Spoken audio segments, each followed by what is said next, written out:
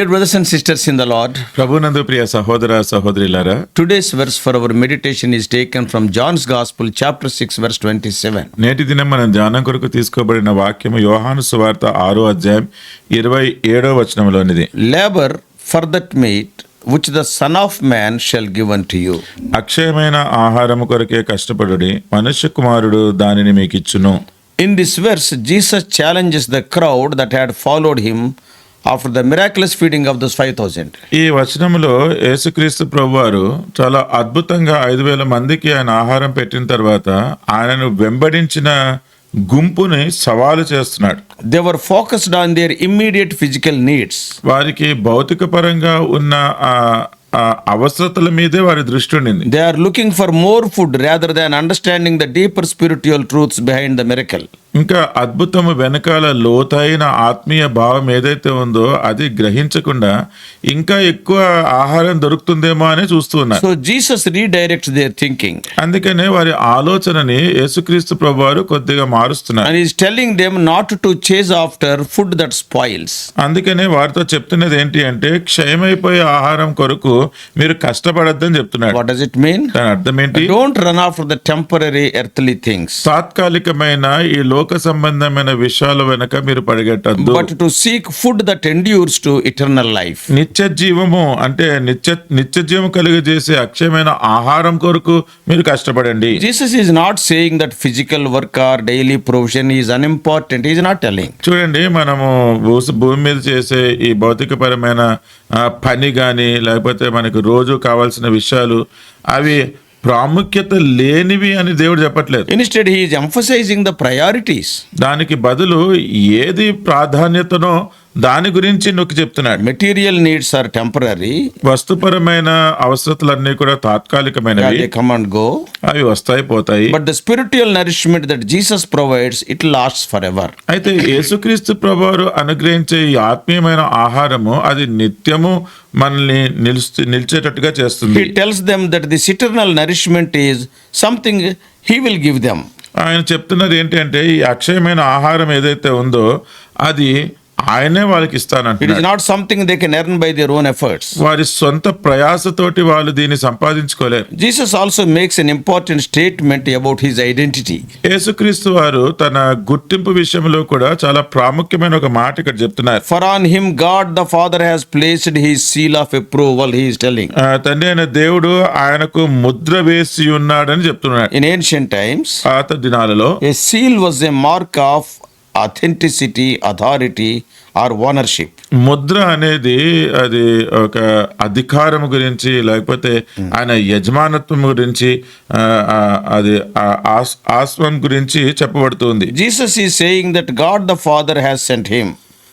యేసు ప్రభు చెప్తున్నది ఏంటి అంటే తండ్రి అయిన దేవుడే ఆయనని పంపించినాడు And he approved him. ఆయన ఆమోదించినాడు. And he has given him full authority to provide eternal life. నిత్య జీవము ప్రసాదించడానికి దేవుడు ఆయనకి సంపూర్ణమైన అధికారం ఇచ్చినాడు అని. This is a bold declaration of who he is. ఇదెంతో ఆయన ఏమై ఉన్నాడో దాని గురించి బహు ధైర్యంగా చెప్తున్న మాట. Yeah, he is the one chosen by God to bring salvation to the whole world. ప్రపంచం అంతటికీ కూడా రక్షణ తీసుకురావడానికి దేవుని చేత ఎంపిక చేయబడిన వ్యక్తి. If you see historically, చరిత్రాత్మకంగా చూస్తే in the first century Jewish culture, యూదుల యొక్క మొదటి శతాబ్దంలో see, if you see their culture, వారి యొక్క అలవాట్లు కనుక చూస్తే food and daily survival were significant concerns. ఆహారము గాని వారి అన్ని అవసరతలు ఏవైతే ఉన్నాయో అవే బహు ప్రాముఖ్యమైనవిగా ఉండేవి. Most people worked hard just to have enough to eat. ప్రజలందరూ కూడా వాళ్ళకి సరిపడా ఆహారం కొరకు ఎంతో కష్టపడి పనిచేసేవారు. So the idea of a Messiah who could miraculously provide food as Moses had with manna in the wilderness, మోషే తన అరణ్యంలో మన్నా అనుభవం ఎలాగ కలిగి ఉండినాడో అలాగే ఒక రక్షకుడు వచ్చి వాళ్ళకి అద్భుత రీతిలో ఆహారం అనుగ్రహిస్తాడు అంటే and it was so appealing to them. వాళ్ళని అదెంతో ఆకర్షింపజేసింది. Many in the crowd likely hoped Jesus would continue to provide for their physical needs. ఆ గుంపులో ఉన్న వాళ్ళు అనేక మంది వారి భౌతికపరమైన అవసరతలన్నిటి కూడా యేసుక్రీస్తు ప్రభువారు అలాగే వాళ్ళకి అనుగ్రహిస్తూ ఉంటాడు అని ఆశించినారు. Jesus, however, points them beyond material concern to something deeper. యేసుక్రీస్తు ప్రభువారు మాత్రం ఈ భౌతికపరమైన భౌతికపరమైన వస్తుపరమైన విషయాల కంటే చాలా లోతైన సంగతుల గురించి వారికి చెప్పడం ఆరంభించారు. He uses food as a metaphor for the spiritual nourishment. ఆహారం అన్నది ఒక అలంకార భాషలో వారి ఆత్మీయమైన బలానికి కూడా అవసరమైన ఆహారం గురించి చెప్తూ ఉన్నారు. That is, he is going to provide for their spiritual nourishment, పోషణ. వారి ఆత్మీయమైన పోషణ గురించి ఆయన వారికి అనుగ్రహిస్తానంటున్నాడు. And that is eternal life through faith in him. అది ఆయన యందు విశ్వాసం ఉంచడం ద్వారా పొందుకునే నిత్య So జీవము. this would have been a challenging idea to the audience of that day. అందుకని ఆ దినమున ఏ గుంపు అయితే ఆయనని వింటూ ఉన్నారో వాళ్ళందరికీ కూడా చాలా సవాలుతో కూడిన మాటలు ఇవి. He is speaking about the spiritual things and they are focusing on the earthly concerns. ఆయనేమో ఆత్మీయమైన సంగతుల గురించి మాట్లాడుతూ ఉంటుంటే వారేమో ఈ భౌతికపరమైన భూ సంబంధమైన వాటి మీద దృష్టి They పెడుతున్నారు. are thinking about Messiah as a political Messiah and to free them from the Roman rule. ఆ రోమా ప్రభుత్వం నుంచి వాళ్ళని విడిపించడానికి ఈ మెస్సయ్య వాళ్ళకి ఒక రాజుగానే వాళ్ళు ఆలోచిస్తున్నారు, రాజకీయమైన వ్యక్తిగా ఆలోచిస్తున్నారు. Here the phrase is there, the God the Father has placed his seal of approval. ఇక్కడ ఉన్న మాట చూడండి, తండ్రి అయిన దేవుడు ఆయనకు ముద్ర వేసి ఉన్నాడని. It reflects a legal and religious practice of that time. ఆ దినాలలో ఉండే చాలా మత సంబంధమైన చట్టపరమైన ఒక క్రియ గురించి ఇక్కడ చెప్పబడుతుంది. Kings and governors and religious leaders used their seals.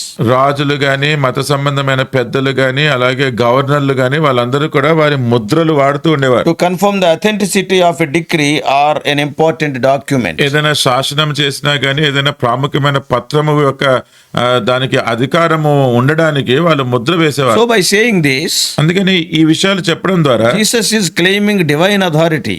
యేసు చాలా దైవికమైన అధికారము గురించి చెప్తూ ఉన్నాడు. God has given him the mission and the power to grant eternal life. నిత్య జీవము అనుగ్రహించే ఆ పనిని ఆ యొక్క శక్తిని దేవుడు ఆయనకి అనుగ్రహించినాడు. This verse highlights the difference between temporary and worldly concerns versus eternal and spiritual realities. ఈ వచనం కనుక మీరు చూస్తూ ఉంటుంటే తాత్కాలికమైన లోకములో ఉండే సంగతులు వాటిని నిత్యత్వం వరకు విలువైన విషయాల గురించి పోల్చి చెప్తూ ఉన్నాడు. People often invest their lives in things that do not last. ప్రజలు చాలా మంది వాళ్ళతో నిలిచి ఉండని వాటి కొరకే వారి సమయాన్ని ద్రవ్యాన్ని వాళ్ళు పెట్టుబడి పెట్టేవారుగా ఉంటారు. Oh, they spend their time to earn money. వారి సమయాన్ని అంతా కూడా డబ్బు సంపాదించడానికి వెచ్చిస్తారు. Success in the world. లోకములో విజయం కొరకు, To have some comforts. కొన్ని సౌఖ్యాల కొరకు, Even to follow some religious traditions also they will spend so much money. కొన్ని మత సంబంధమైన ఆచారాలు పాటించడానికి కూడా వాళ్ళు ఎంతో డబ్బు ఖర్చు చేస్తూ By ఉంటారు. doing like that they will be neglecting what truly matters. ఆ విధంగా చేయడం వలన అసలు నిజంగా వాస్తవంగా వారికి ఏది అవసరమో దాన్ని నిర్లక్ష్యం చేసేవారుగా What అయిపోతారు. truly matters? వారికి నిజంగా ఏదండి అవసరము? A relationship with God through Jesus. యేసుక్రీస్తు ప్రభువు ద్వారా దేవునితోటి సంబంధం అవసరం. Christ was teaching them the eternal life is something we can earn through hard work or religious effort we cannot.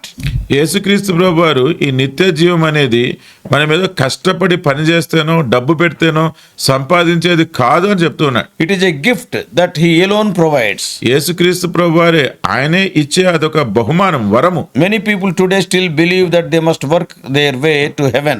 నేటి దినాల్లో చాలా మంది నమ్మేది ఏంటి అంటే పరలోకానికి వెళ్ళడానికి వాళ్ళు ఎన్నో పనులు చేసి కష్టపడాలి. But Jesus clearly states that eternal life is something he gives freely to those who believe in him. యేసుక్రీస్తు ప్రభు వారు చెప్పేది ఏంటంటే ఆయన యందు ఎంతమంది అయితే విశ్వాసం ఉంచుతారో వారికి నిత్య జీవం అనేది ఉచితమైన వరముగా ఇవ్వబడుతుంది. Another key theme is Jesus' divine authority. ఇంకొక ముఖ్యాంశం ఏంటి అంటే దేవుని యొక్క దైవికమైన అధికారం. He is not just another prophet or teacher. ఆయన మరి యొక్క బోధకుడో ప్రవక్తనో కాదు. He is the one sent by God carrying his seal of approval.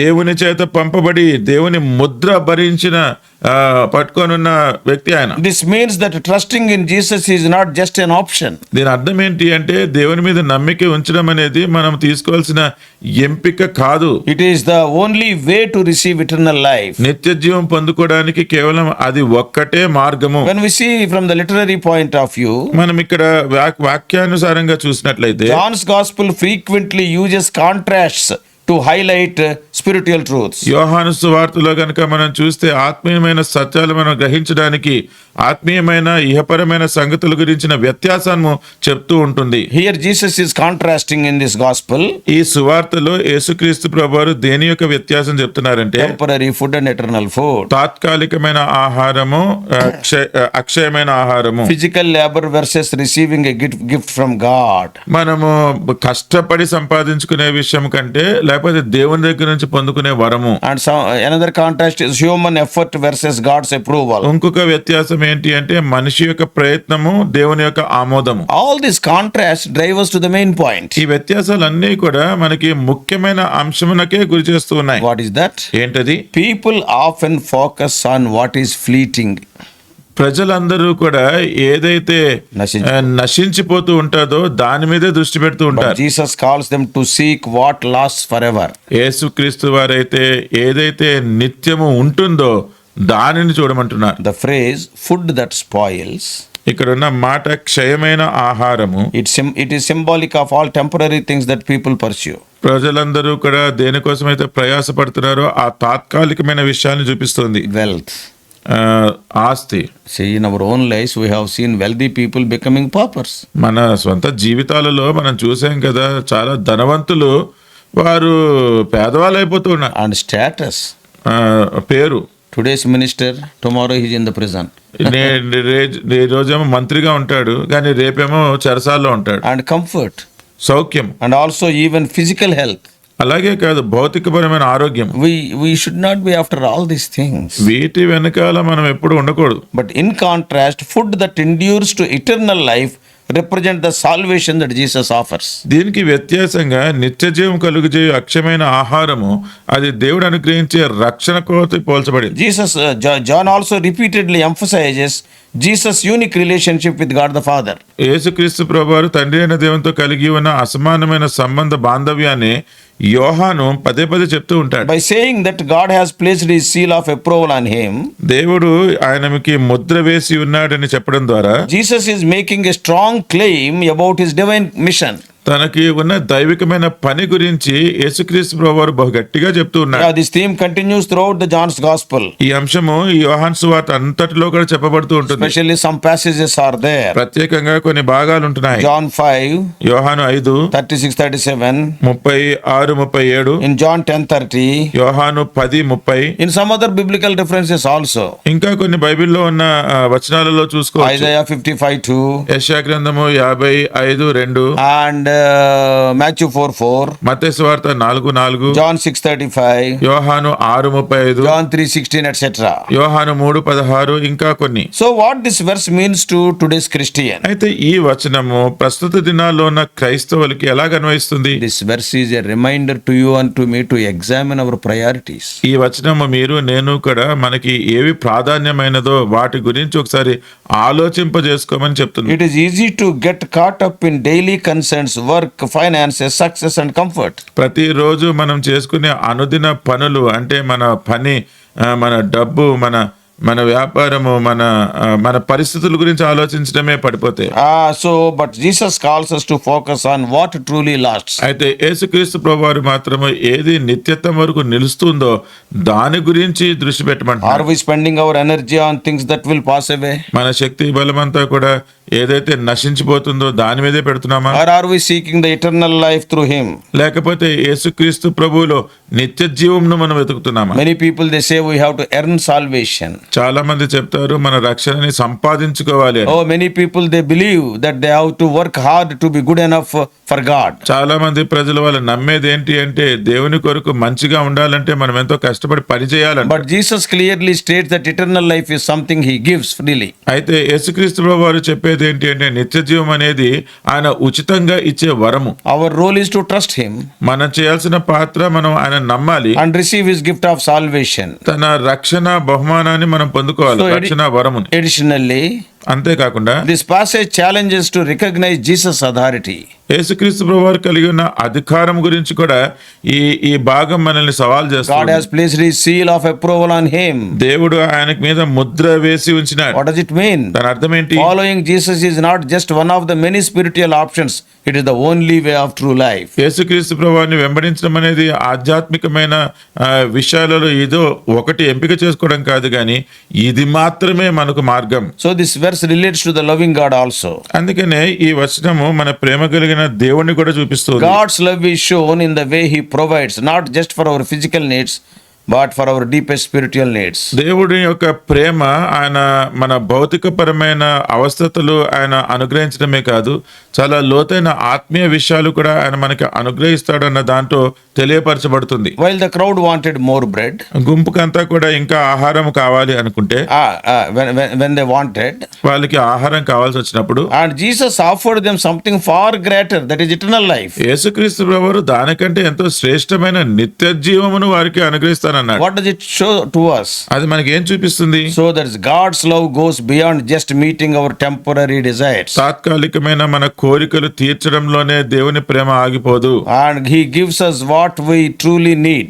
మనకి ఏదైతే నిజముగా అవసరమో అది మనకి ఇస్తున్నాడు. Jesus' willingness to correct the crowd also reflects God's love. యేసుక్రీస్తు వారు ఆ గుంపుని సరిచేయాలి అన్న విషయం కూడా అది దేవుని ప్రేమనే చూపిస్తుంది. He did not just give them what they wanted, వాళ్ళకి ఏం కావాలో అది ఆయన ఇచ్చేసేయలేదు, and he told them the truth.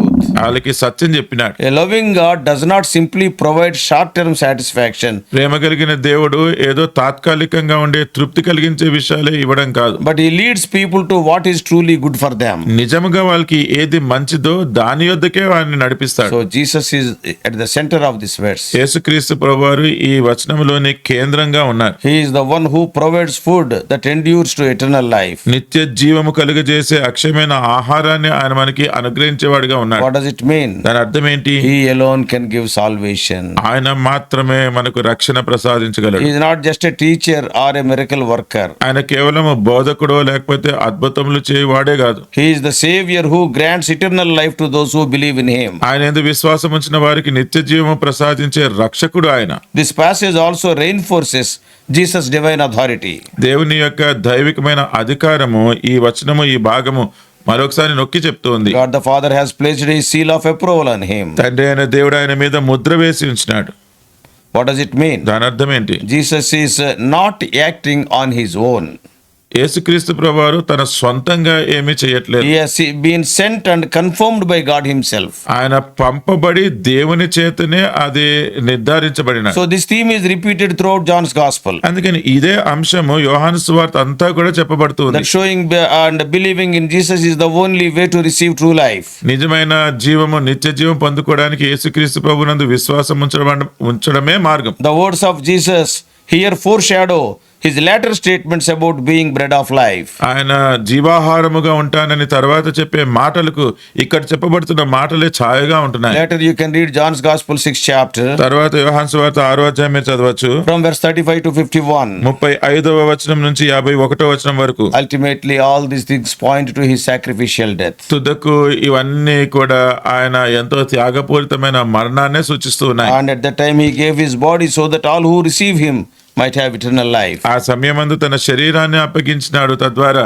ఎంతమంది అయితే ఆయనని అంగీకరిస్తారో వారికి నిత్య జీవమును ప్రసాదిస్తాడు. May God help us all these truths. దేవుడు ఈ సత్యాలను అర్థం చేసుకోవడానికి సహాయం And help చేయాలి. us to follow and to seek eternal things. ఇలాగా నిత్య జీవము నిత్యత్వం వరకు విలువైన సంగతులు మనం వెతకడానికి దేవుడు సహాయం చేయనుగాక. Let us pray. ప్రార్థన చేసుకుందాం. Loving Heavenly Father, ప్రేమ కలిగిన పరలోకపు our తండ్రి, gracious God, మా కృప కలిగిన దేవా, thank you, O Lord, for this wonderful exhortation. ఈ అద్భుతమైన హెచ్చరిక మాటలు బట్టి మీకు వందనాలు చెల్లిస్తున్నాను. Help us not to waste our time for the temporal things. తాత్కాలికమైన విషయాల కోసము మా సమయాన్ని మేము వృధా No చేసుకోకుండా doubt సహాయం we చేయండి. need physical food, ప్రభా, మాకు భౌతికమైన ఆహారం కావాలి, అనుమానం లేదు. but అయినప్పటికీ our priority should not be that. మా ప్రాధాన్యత అయితే అది కాకూడదు. Oh Lord, help us to seek the things which are above. ఓ ప్రభా, పైనున్న వాటినే మేము వెతకడానికి సహాయం So చేయండి. like this, what all we have learned today, O Lord, make it our practice. ఈ రీతిగా మేము ఈ రోజు ఏదైతే నేర్చుకున్నామో అది మేము జీవితంలో అభ్యసించడానికి సహాయం చేయండి. Speak to us continually. మాతోటి ఎడతెగక మాట్లాడండి. In Jesus' precious name we pray. యేసుక్రీస్తు వారి ప్రశస్తమైన నామములో ప్రార్థిస్తున్నాము తండ్రి. Amen. Amen. God bless you all. Please subscribe for more spiritual messages to the YouTube channel John Victor Telugu Messages.